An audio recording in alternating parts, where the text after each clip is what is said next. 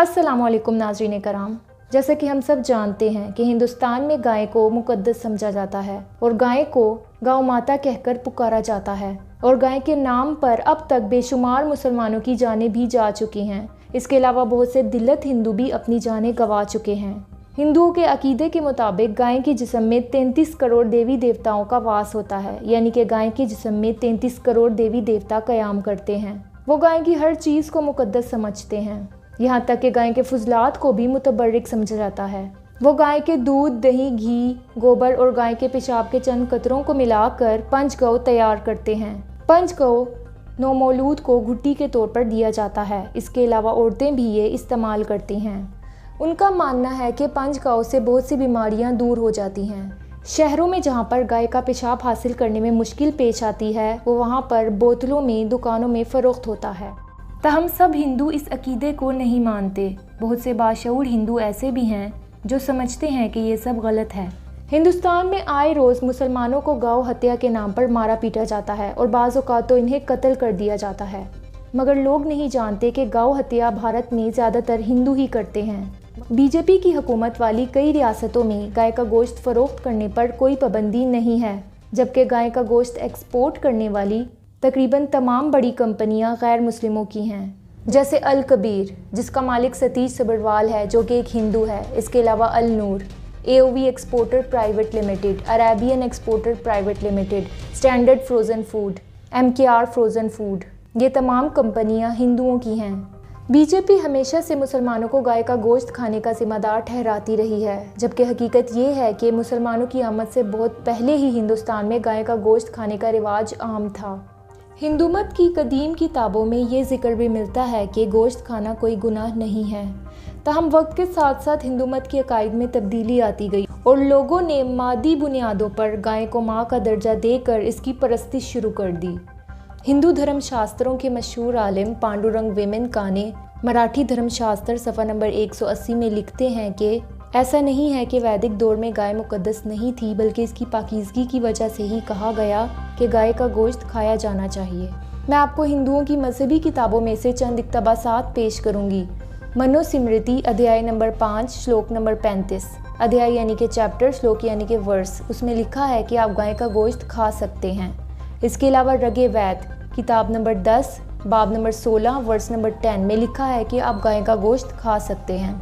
आपस्तंबा गर्शोत्रम book number 1 chapter number 3 verse number 10 में लिखा है कि मेहमान की आमद के मौके पर या किसी ख़ास तकरीब में, शादी ब्याह के मौके पर गाय ज़िबा की जा सकती है और उसका गोश्त खाया जा सकता है।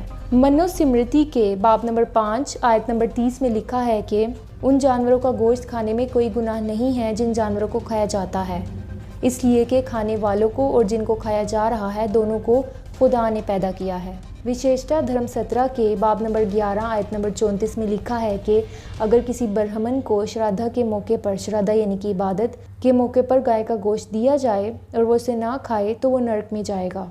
मैंने आपको जितने हवाले दिए हैं उनसे साफ जाहिर है कि हिंदुइज़्म में गोश्त खाने की इजाज़त है। इसके अलावा भी उन किताबों में बहुत से शवाहिद मौजूद हैं, बहुत सी आयतें हैं जिनमें साफ लिखा है कि आप गोश्त खा सकते हैं। Swami Vivekananda the complete verse of Swami Vivekananda के वॉल्यूम नंबर 3 में पेज नंबर 536 में लिखते हैं कि कदीम हिंदू रस्म व रिवाज के एतबार से वो शख्स जो गाय का गोश्त नहीं खाता वो अच्छा हिंदू नहीं है।